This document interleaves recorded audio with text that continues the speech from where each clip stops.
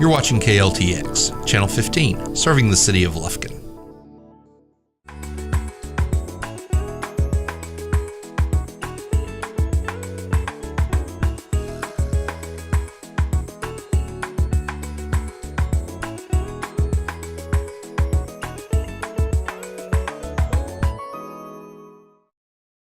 Happy holidays. Welcome to our Christmas edition of Cooking Innovations. I'm Leanne Anderson, registered dietitian at CHI St. Luke's Health.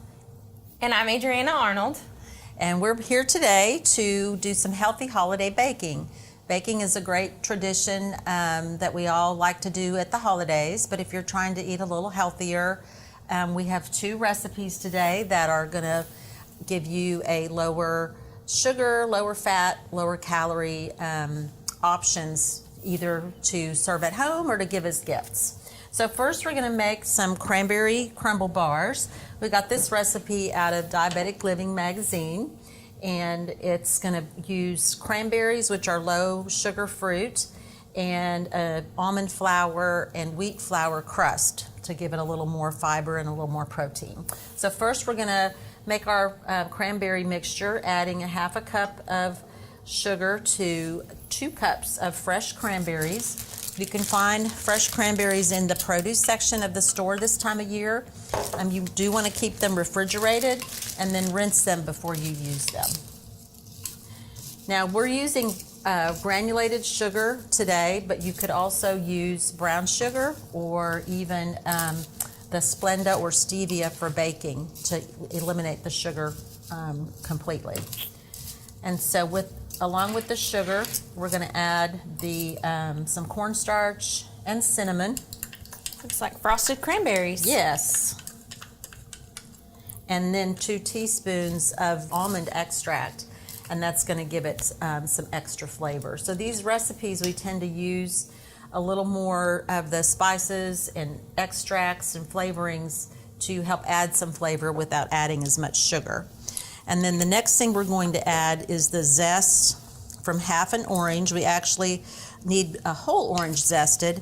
We're going to use half of it now and half of it later. So to zest your orange, you can use a grater like this and just kind of lightly scrape your peeling to get the orange part. You don't want to get much of the white part because that's going to taste bitter. So that's just how you can do that. It smells amazing. Yeah, the almond extract smells good.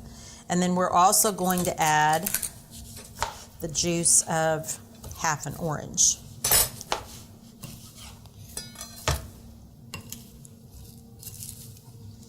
I'll just squeeze that in there for you. Okay. And this also adds a little flavor too, without adding a whole lot of sugar. So you've got that classic cranberry orange flavor going into this recipe. And then we're going to use the other half of the orange later as well. All right. Okay, so we're just going to set those aside. They'll just kind of marinate there, and we'll put those on top of the crust a little later. So to make the crust, we're going to use, as I said, white wheat flour and also some almond flour. Now, when you're baking, it's very important to measure accurately, as opposed to if you're doing a casserole or something like that. Baking is sort of like chemistry, and if you don't have the right balance of ingredients, your product may not turn out so well. So with flour, you can sift it. I usually just kind of stir it up to lighten it up before I measure it out, and lightly spoon it into your cup. And then you can just take the back of a knife to level it. So that way you get exactly a cup, and then we're going to use another half a cup. Now, Leanne, when I use, like to make pies or like bars, I usually could do all almond flour. All almond flour? Do you think that's a good thing that you could do for this recipe? You could, absolutely, if you didn't want to buy both types of flour.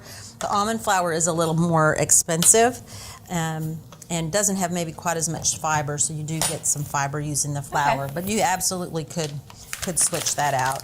And then the almond flour, it's a little heavier and denser, so I'm just going to lightly pour it into this measuring cup.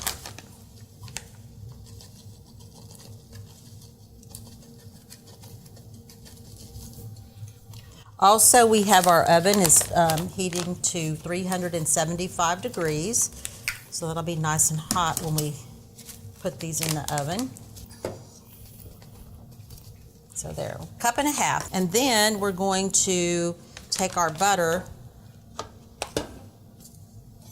kind of like you would a traditional type of pie crust. To me, this one tastes more like a shortbread crust than a pie crust. What kind of butter are you using? This is unsalted butter, regular old butter. And you want to cut it into small little pieces.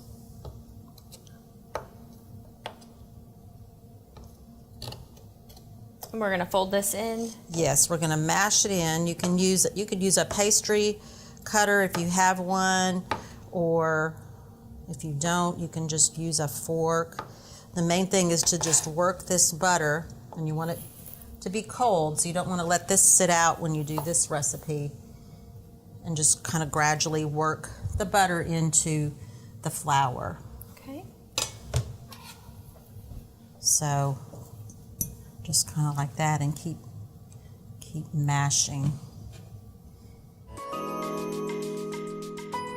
He says as this gets mixed in a little bit, to get it really where you want it to kind of be the consistency of sand, just use your fingers like you would if you were making pie crust or something like that.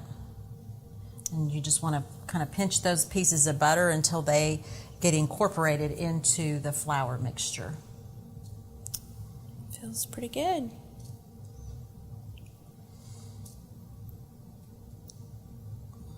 That looks like it's getting pretty well incorporated. What do you think? Yeah, it looks good. So the next thing we're going to do is add 2 egg whites. First, we want to kind of beat them until they're a little bit foamy, and then we're going to add 1.5 teaspoons of vanilla extract. So again, we're adding some flavoring to those egg whites. So that looks pretty good. Okay. And then while you're measuring that, I'm going to add the baking powder and some nutmeg.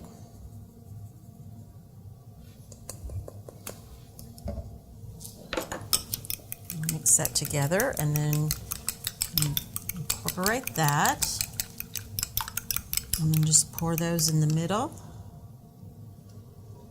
and then we just want to stir until it's getting well mixed.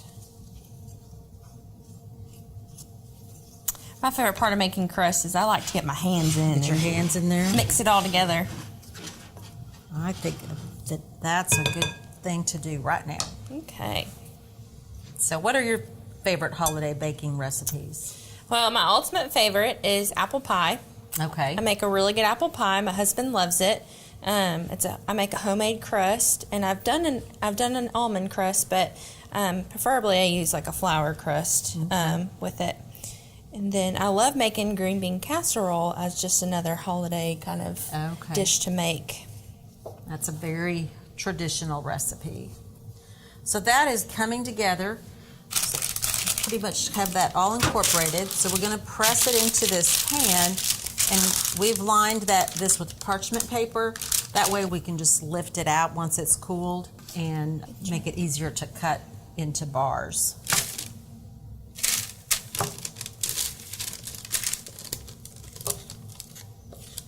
And then again, you can just press that in with your fingers. What are some of your favorite baking recipes? I like to make cookies. I like to make the little Mexican tea cakes, the powdered sugar shortbread. Those are yummy. Very similar. In fact, I may try to make those with some almond flour this year to give it a different twist.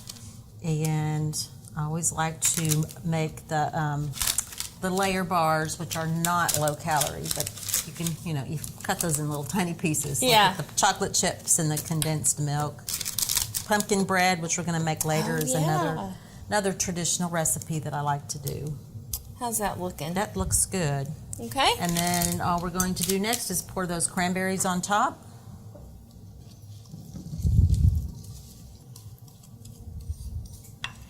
And then just kind of spread them out into a even layer.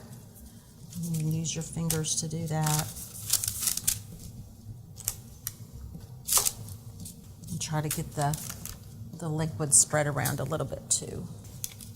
There, that looks good. Those will that'll all continue to cook and spread out as it bakes. So we'll put this in the oven for about 40 minutes until the crust gets kind of brown and the cranberries are going to be nice and bubbly and cooked through. Yummy.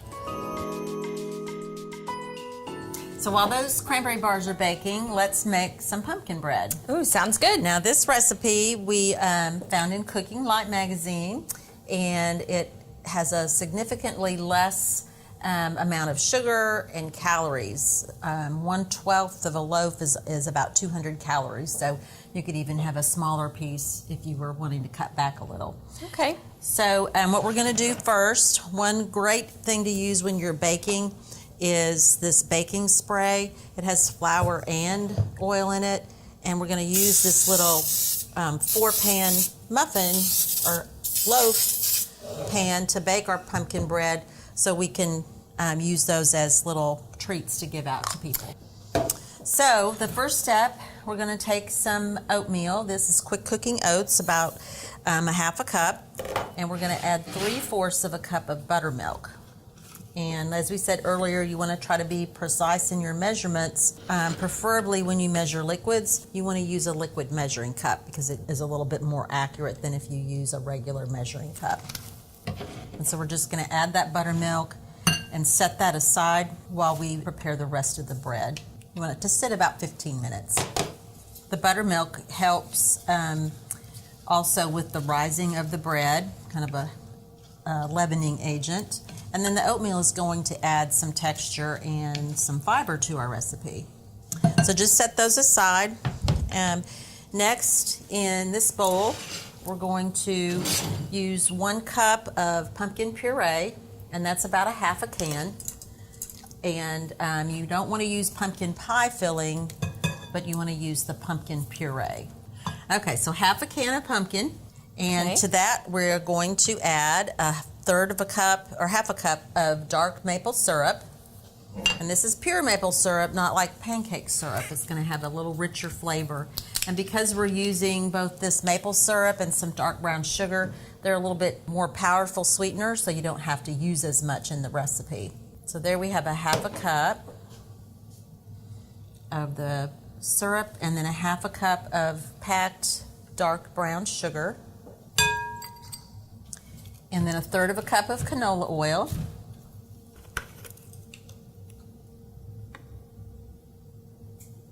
and that's a heart healthy oil, and a teaspoon of vanilla extract. Again, we're using that extract.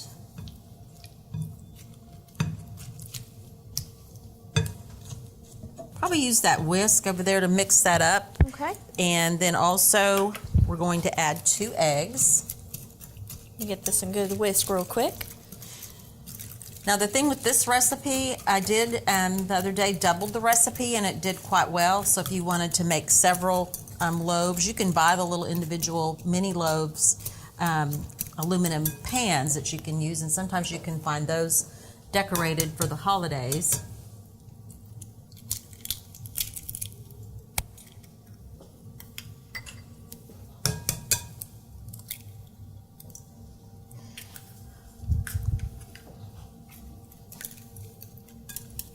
And so just incorporate those until they get mixed in really well.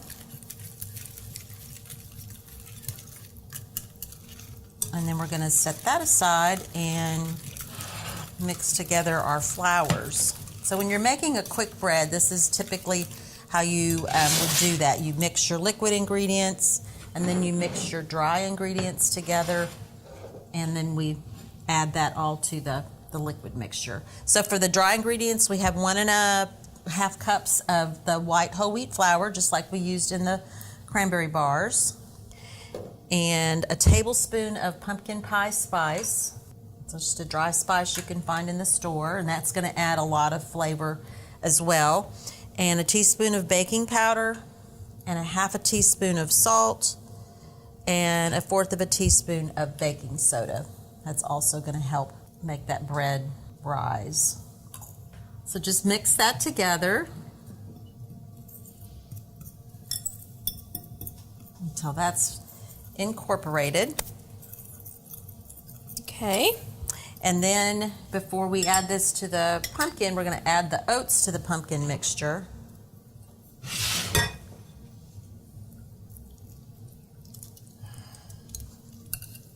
Okay, so go ahead and mix that in. Okay. And now we're ready to add the flour.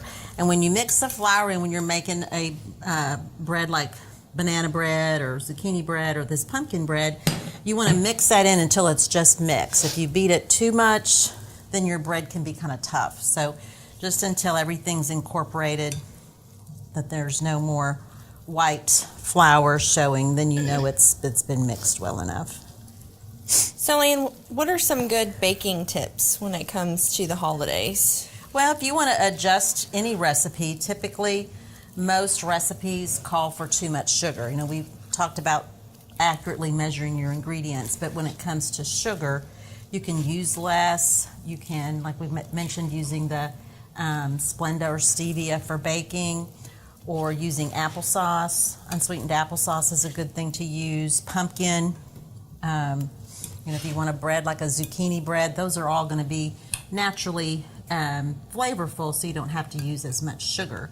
And then, you know, if you have a favorite recipe that you really love, go ahead and have a small piece and give the rest away, you know, if you'll be tempted. But generally, small amounts of your favorite desserts and sweets are fine, but you don't want to make that the habit from Thanksgiving to Christmas where you're overindulging for a long period of time. So basically, I can go to the snack or the dessert bar and just get little portions of everything. Right, little bites. And pick the things you know you like. You know. Okay.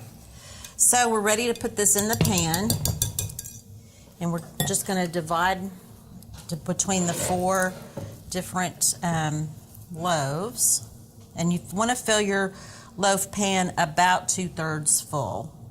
About right there? About right there. And then you can go back and even it out later. How's that? Yeah.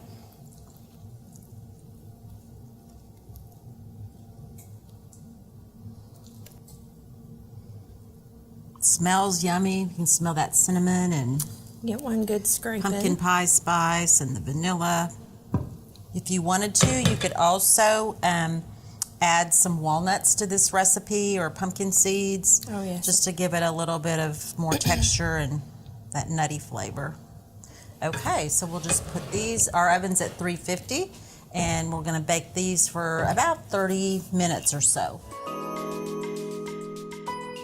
Okay, so the cranberry bars are done. We just baked those for 40 minutes until the crust is brown. We're gonna let those cool in the pan for about 15 minutes so they kind of set up, and then we'll be ready to cut those. So, Leanne, what are some healthy holiday tips? Well, the first thing I always tell people is try for moderation, not deprivation. Okay. If you say, I can't have this, I can't have that, then you kind of set yourself up for failure almost, because then a lot of times it's like, oh, I'm just going to eat everything. So just try to go in moderation.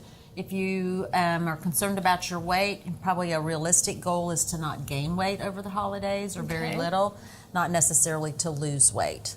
And when you are going to a party, it's a good idea to eat something before you go. Don't skip a meal and then go to the party, because by then you're starving and you don't make good choices. Okay.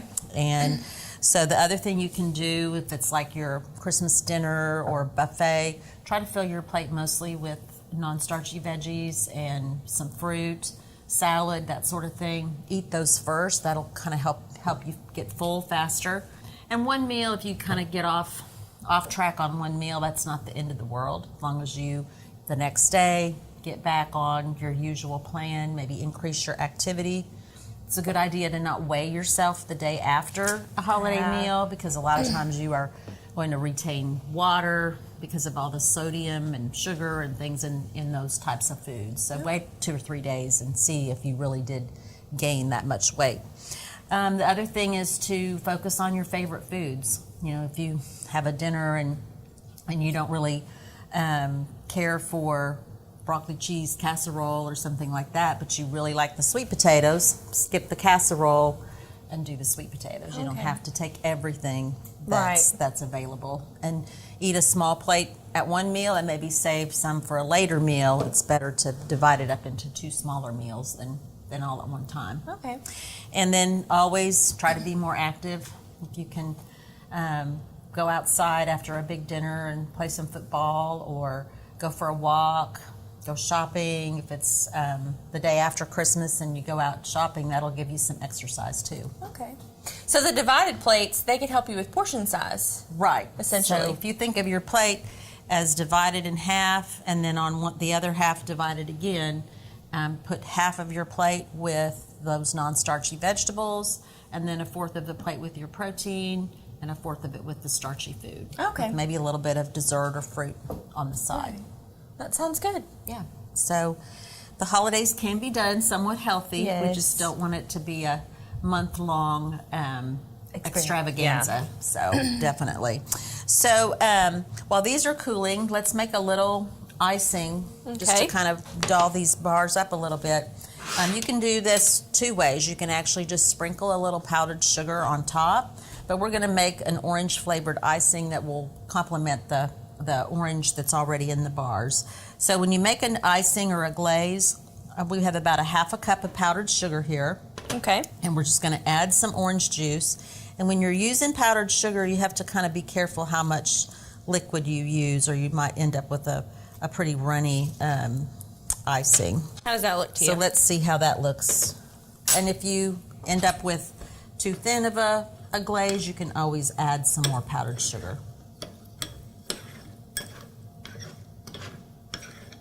Okay, so that looks a little thin. I'm just going to add a little more powdered sugar to that. Oops. It's funny how it doesn't take much liquid for the powdered sugar to dissolve.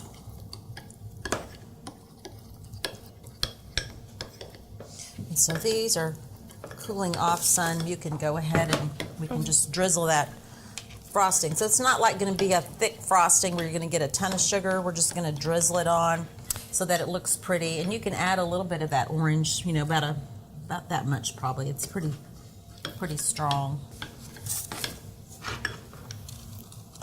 And just off the end of the spoon, just kind of. This was always my favorite. It can make a cute little design. Right. And so that just makes it look a little more festive. You could maybe even drizzle some chocolate on top of that if you like the orange chocolate flavor of foods.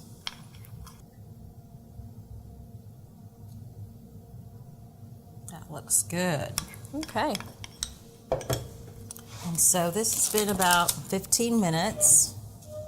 And so we're going to take this and lift it out on the long edge and let it cool a little bit longer, and then we can cut it into bars. Looks beautiful. Okay, so the pumpkin bread is done. It smells really good. This was a huge hit when I made it at home. Everybody really liked how moist it was. And even if you let your bread sit for a day, a lot of times it gets moisture and the flavors become more pronounced. So we're going to let these cool for about 10 minutes. The way you can tell that your bread is done is if you just take your finger and lightly touch it. If it bounces back, it's done, and if it's also kind of pulling away from the edges of the pan. So while those cool for a few minutes, we can cut our cranberry bars. And what we're going to do today is divide them up and make little treat baskets that you can give. These, if you know somebody that's trying to eat healthy but you want to get them a little Christmas treat, this would be a good idea. The same with the pumpkin bread. And so basically today what we've done is done some healthy holiday baking. We made the cranberry bars by using the cranberries. Those don't have as much sugar as other fruit might. And then we also used some almond flour along with some whole wheat flour, so that adds a little more protein and a little more fiber to the recipe. And then we sweetened it in this recipe with regular sugar, but as we mentioned before, you could always use a Splenda or a stevia baking mix. And then we added a lot of almond extract, added some flavor without adding calories, as well as some cinnamon and nutmeg, vanilla. So you get all of those flavors together. The coloring is beautiful on these. Definitely looks Yes, like a holiday they look very treat. Christmassy. And then with the pumpkin bread, we took that traditional recipe and added oats to give it some fiber, as well as the white whole wheat flour for some more whole grains. And then by using the pumpkin, that adds some natural sweetness along with a little bit of dark brown sugar and maple syrup. So those are a stronger type of sweetener, so you don't have to use as much. So let's package those up. I also wanted to thank our gift shop here at CHI St. Luke's. Our volunteers run the gift shop, and they donate the money they make back from the gift shop to different areas of the hospital. And they let us borrow some of their Christmas decorations. So if you're looking for some nice Christmas gifts, they have all kinds of things down there, the wreaths, different candle holders, all kinds of real pretty Christmas decorations. So we just got these little containers at one of the local grocery stores, and it came with the little loaf pans and the cellophane. And a little bow. And a little bow. And you could add more decorations, if you had some of these extra to even fluff it up a little bit more.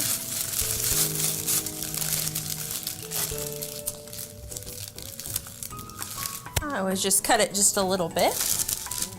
Yes. So that would be a very cute little gift for someone. Maybe even add a coffee mug with some flavored coffee. Oh, yes. That would be really good with a cup of coffee or some hot tea. And then with the pumpkin bread, once it's cooled for about 10 minutes, it starts to pull away from the pan even more, and you just take your knife and lift that right out. And we can decorate it like that again, or you can slice it. It fit in there perfectly.